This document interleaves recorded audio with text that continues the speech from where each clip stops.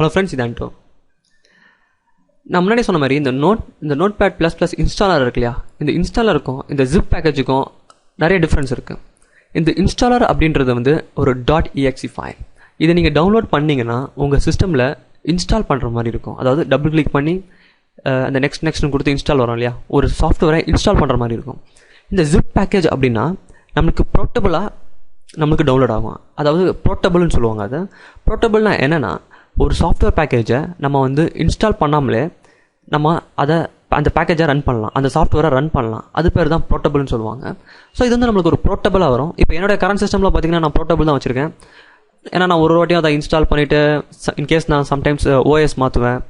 So இல்லாட்டு ஏதாவது ஒரு situation வருதுன்னு வச்சிங்களேன், நம்ம அதை வந்து இன்ஸ்டால் பண்ணிவிட்டு அன்இன்ஸ்டால் பண்ணிட்டு இருக்க வேண்டிய அவசியம் கிடையாது.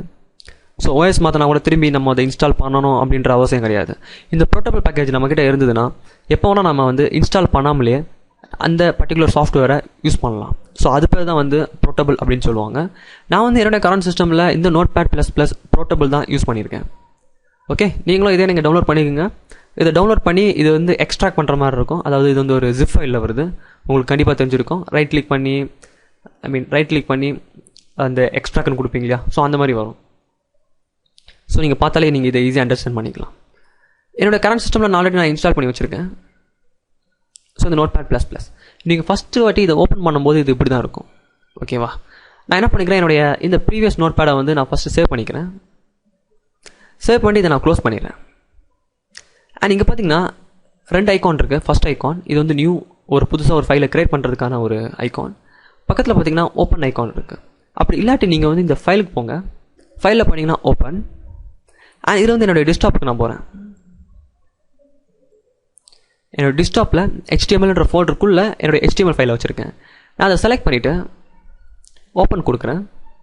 ஓப்பன் கொடுத்தோன்னா ஆட்டோமேட்டிக்காக அந்த ஃபைல் வந்து எனக்கு என்னுடைய நோட் பேட் ப்ளஸ் ப்ளஸில் ஓப்பன் ஆகிருக்கும்.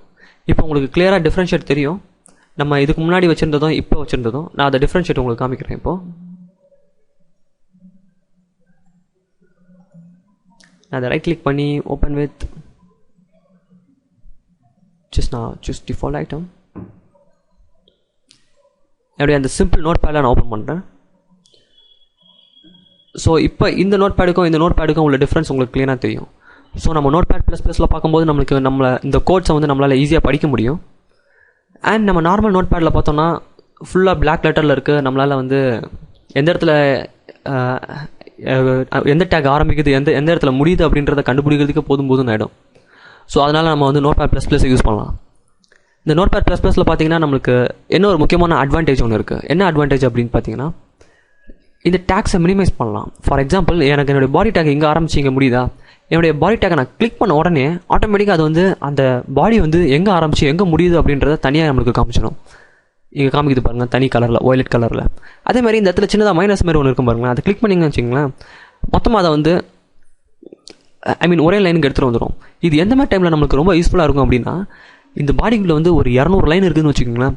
இந்த 200 லைனையும் நம்ம பார்க்க வேண்டியதாக இருக்கும். அதே டைமில் நம்ம மவுஸை ஸ்க்ரோல் பண்ணி மேலே எடுத்துகிட்டு வந்து மற்ற கோட்ஸை பார்க்க வேண்டிய நிலமை இருக்கும். அந்த மாதிரி டைமில் நம்ம ஜஸ்ட் இதை வந்து கிளிக் பண்ணோன்னா அந்த 200 லைனும் இந்த ஒரே ஒரு லைனுக்குள்ளே அடங்கிடும். ஸோ இது வந்து நம்ம வந்து இப்போ உங்களுக்கு லிட்டில் பிட் கன்ஃபியூஷனாக இருக்கலாம். நான் ஜஸ்ட் இங்கே காமிக்கிறேன், என்னுடைய HTML ஏரியாவை காமிக்கிறேன். இப்போ இந்த HTML இங்கே ஆரம்பிச்சு இங்கே முடியுது. இதுக்குள்ளே பார்த்தீங்கன்னா பாடி இருக்குது, ஹெட் இருக்குது, டைட்டில் இருக்குது. நான் என்ன பண்ணிக்கிறேன், இந்த சின்னதாக இந்த மைனஸை கிளிக் பண்ணுறேன். இந்த லிப்ஸஸ்ன்னு சொல்லுவாங்க இதை, அதை கிளிக் பண்ணுறேன்.